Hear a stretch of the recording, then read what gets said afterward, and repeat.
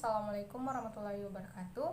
Perkenalkan, nama saya Husnul Hatimah dengan NIM 70200121082. Pada video kali ini kita akan mempelajari tentang bagian dari sistem reproduksi pada manusia. Alat reproduksi pria. Sperma diproduksi dan disimpan pada alat reproduksi pria. Disinilah kita bisa lihat bagian dari sistem reproduksi pria. Testis atau buah zakar, penis atau batang zakar, uretra atau saluran kencing, vas deferens atau saluran benih, kelenjar prostat, vesikula seminalis atau kantung mani. Di dalam testis terdapat tubulus seminiferus yang merupakan organ yang memproduksi sperma. Ovarium pada wanita hanya memproduksi 1 sel telur dewasa setiap bulan, sementara tubulus seminiferus pria memproduksi lebih dari 12 miliar sperma setiap bulan.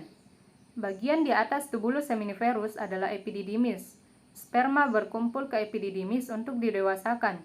Proses ini berlangsung selama 20 hari.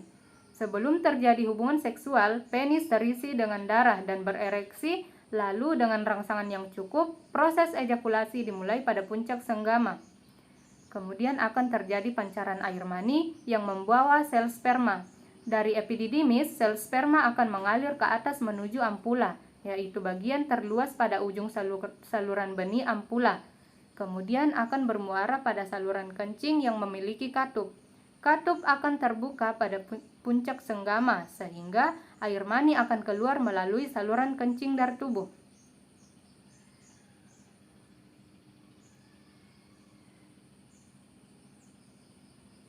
Kedua, alat reproduksi wanita. Untuk memahami proses produksi telur, mari kita lihat beberapa organ reproduksi wanita atau alat kelamin wanita ini.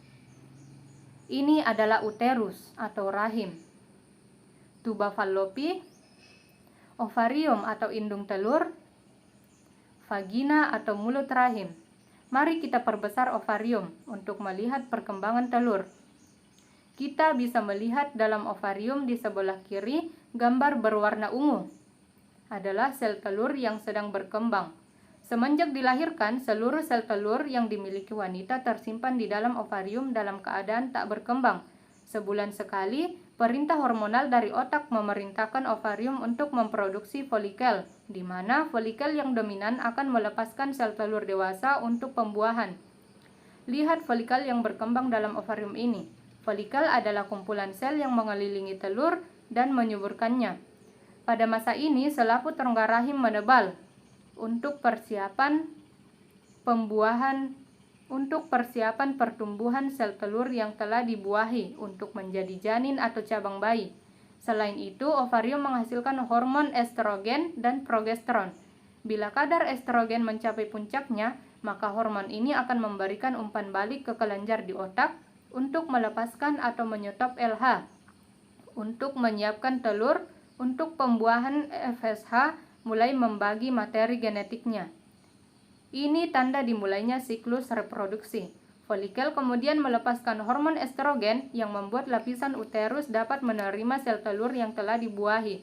Dalam perjalanannya menuju uterus, ada 2 hal yang dapat terjadi pada telur, yaitu dibuahi oleh sperma atau tidak. Jika terbuahi, biasanya terjadi di tuba fallopi. Dari situ, telur menuju uterus dan tertanam dalam dinding lapisan uterus untuk menyuburkan dirinya.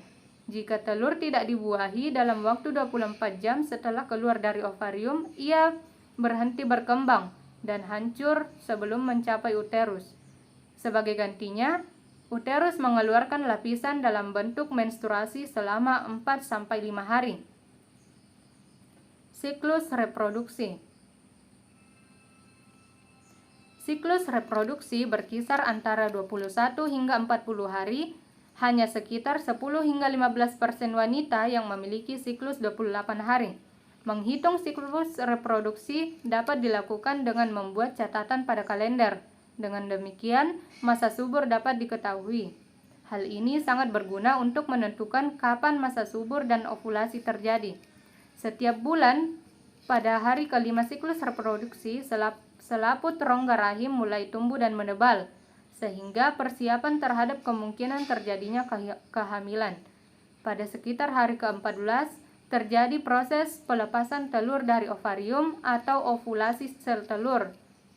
Kemudian masuk ke dalam salah satu saluran Fallopi. Dan jika saat ini ada sperma yang masuk, maka terjadilah pembuahan. Jika terjadi pembuahan, sel telur yang telah dibuahi akan masuk ke rahim dan tumbuh menjadi janin pada sekitar hari ke-28. Jika tidak terjadi pembuahan, lapisan rongga rahim meluruh dan terjadi siklus menstruasi berikutnya. Pembuahan. Jutaan sperma dilepaskan dalam satu kali ejakulasi pada puncak senggama. Setelah dipancarkan ke dalam mulut rahim, sel sperma bergerak ke dalam rongga rahim dan saluran telur untuk mencapai sel telur yang matang dan siap dibuahi. Dari jutaan sperma yang dipancarkan, hanya beberapa yang dapat bertahan hidup, mencapai indung telur, dan hanya satu yang akan bertahan hidup untuk mencapai indung telur. Sperma kemudian mempenetrasi dinding sel telur, kemudian mengkombinasikan materi genetiknya dengan sel telur ke dalam proses yang disebut dengan pembuahan. Kehamilan. 3 bulan pertama kehamilan terjadi selama 14 minggu dari 40 minggu masa kehamilan. Pada masa ini, wanita mengalami berbagai perubahan emosi yang dikarenakan perubahan hormon pada tubuhnya. Dan pada saat ini pula sering terjadi mual-mual pada pagi atau malam hari. Pada minggu pertama, hampir seluruh organ internal janin telah terbentuk. Janin mulai mengepal, bahkan sudah dapat sedikit bergerak. 3 bulan kedua, minggu ke-15 sampai minggu ke-27 kehamilan, wanita mulai mengalami sesak nafas. Pertumbuhan janin di perut mulai terlihat. Muncul karut dikarenakan membesarnya kandungan. Pertumbuhan janin terjadi paling cepat di minggu ini. Tangan dan kaki janin berkembang semakin kuat, gerakan janin semakin dapat dirasakan ibu yang mengandung. Walau organ janin hampir terbentuk, paru-parunya masih harus berkembang.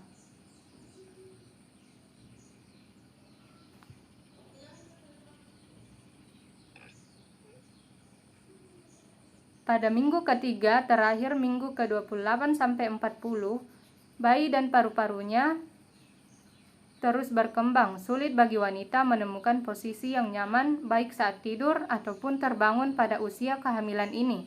Pada akhir minggu ke-40, bayi terdorong ke bawah. Hal ini merupakan tanda persalinan akan dimulai.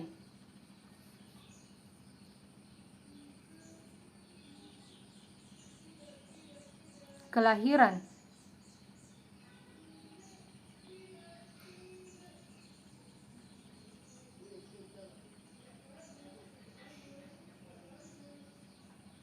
Ketika pembukaan mencapai 10 cm, terjadi dorongan, tanda persalinan akan dimulai.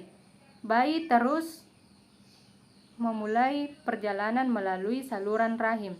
Saat kepala bayi mulai berputar, ia dapat saja terluka ketika menuju ke bawah saluran rahim yang sempit permukaannya. Tulang kepala bayi memiliki ruang yang bernama fontanel yang membuat kepala bayi memanjang dan cukup untuk keluar melalui saluran rahim. Kepala dan pundak bayi disanggah, sementara bagian tubuh lainnya keluar dengan mudah. Ketika keluar, kepala bayi secara otomatis kembali ke ukuran semula.